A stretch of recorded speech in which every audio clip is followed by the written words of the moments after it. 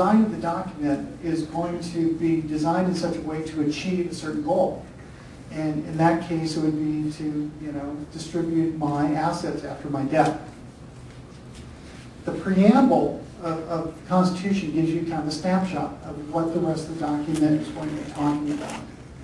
Within the Constitution, it follows a certain pattern, and there's actually rules of construction that were actually applied to certain aspects of the document. So in other words, it has its own roadmap built into it on certain sections of the document.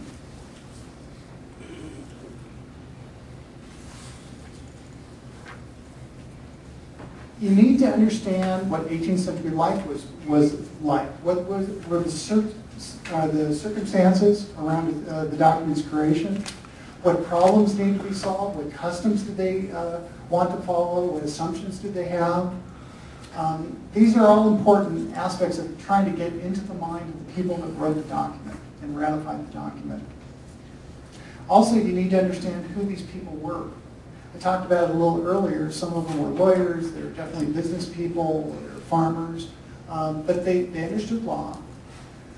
They read religious books, they read the Bible. They understood jurisprudence, they understood British, Greek, Roman, as well as U.S. history. They understood economics, science, agriculture. These are people that are very well-rounded.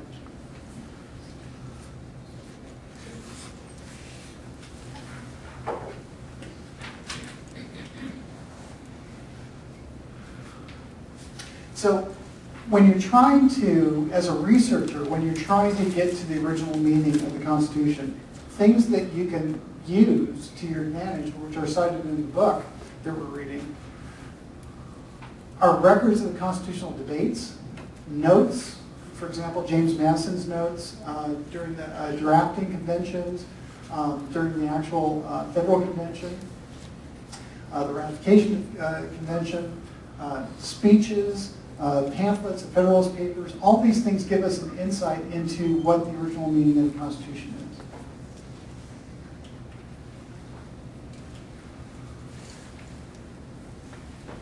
Equitable construction is talked about in the book. It's kind of interesting. It goes back to parliamentary law in England. And basically, it talks about the notion that the intent is more important than the words. So in other words, if a legal document is written and there's a certain intent behind the legal document, that if somebody then comes back and says, well, this word or this word reduces the intent, that parliamentary law would say, well, no, the original intent is the actual meaning of this particular piece of law.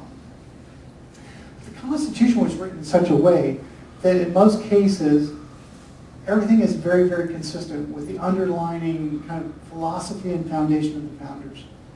So there's oftentimes equitable construction, which is, again, a way of writing a document and understanding why a document was written the way it was. It's oftentimes not even an issue when you're talking about the Constitution, because the Constitution is very consistent. Errors of interpretation. Lawyers and writers oftentimes, they're less concerned about facts than they are concerned about promoting a particular viewpoint. So it boils down to motivation at that point. Oftentimes a writer will have an agenda. They're trying to prove a certain aspect. And so they're less concerned about facts surrounding the document and more concerned about proving a point.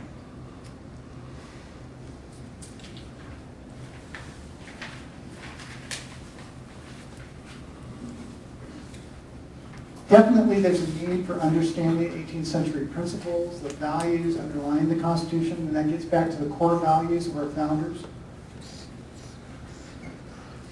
Understanding 18th century law. For example, there have been judges that have talked about the Constitution as being too broad and almost meaningless. Back to our dear president, his comment in his book. But when you look at the Constitution from an 18th century perspective, and you look at terms like necessary and proper, due process, privileges, immunities, advice, consent, high crimes and misdemeanors. Those were all, they all came from an Anglo-American tradition of legal documents. And they were very well known during the 18th century. So in other words, you have to look at the document from the perspective of somebody writing it and interpreting it in the 18th century.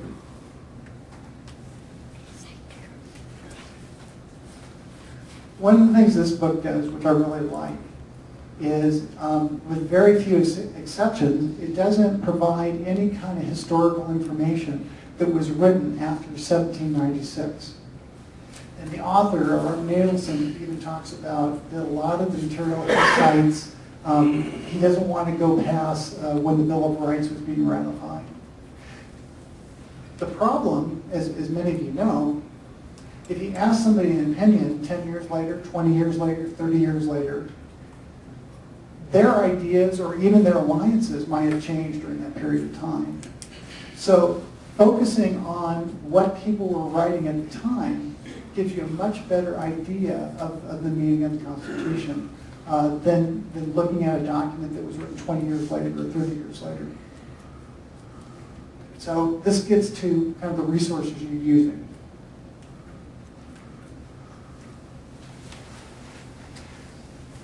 Talking about the states, one of the problems that the Constitution was trying to solve was the interrelationship between the states as well as the relationship between the central government and the state governments.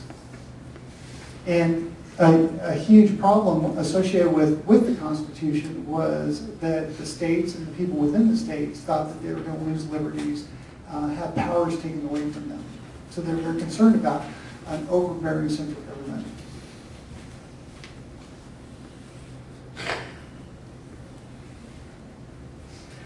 One question that typically comes up was the Constitution an interstate compact between states, as the Articles of Confederation were, or was it a popular grant?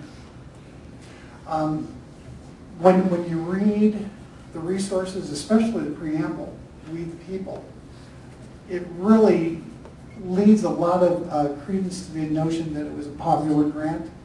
It wasn't the states that were empowering the federal government. It was the people that were empowering the federal government.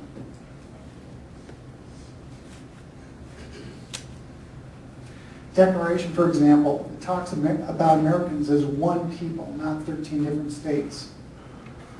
Also during the ratification debates, oftentimes if you read the debates, whenever they're talking about the people, they're usually talking about a group of people, not individual states, as creating the federal government.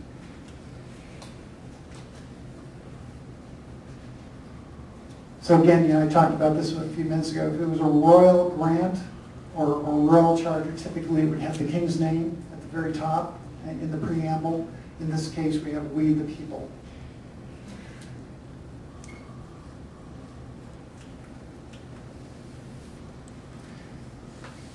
The Constitution bestowed enumerated powers, limited powers on the federal government. What powers, if you read the 10th Amendment, what powers were not given to the federal government were reserved for the states or reserved for the people. The state governments, of course, are probably the closest analogous to the people. So, for example, the states were given the power to police, to tax, to regulate, and even the health and the morals of the people. This is kind of a list, kind of a long list. The federal government was banned from all these things in the Constitution. It didn't have a role in agriculture or land or estates or titles or conveyances, use of personal property, commerce, wills, inheritance, business regulation, license. I mean, you see the list. Those are all talked about in the Constitution. That these are held for the states or for the people. So why do we have a Department of Education then? Jimmy Carter thought it was a great idea.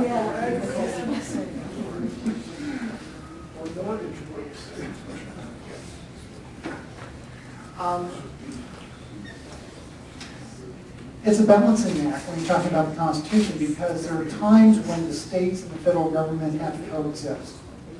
when they sometimes have dual authorities, commerce, for example, taxation,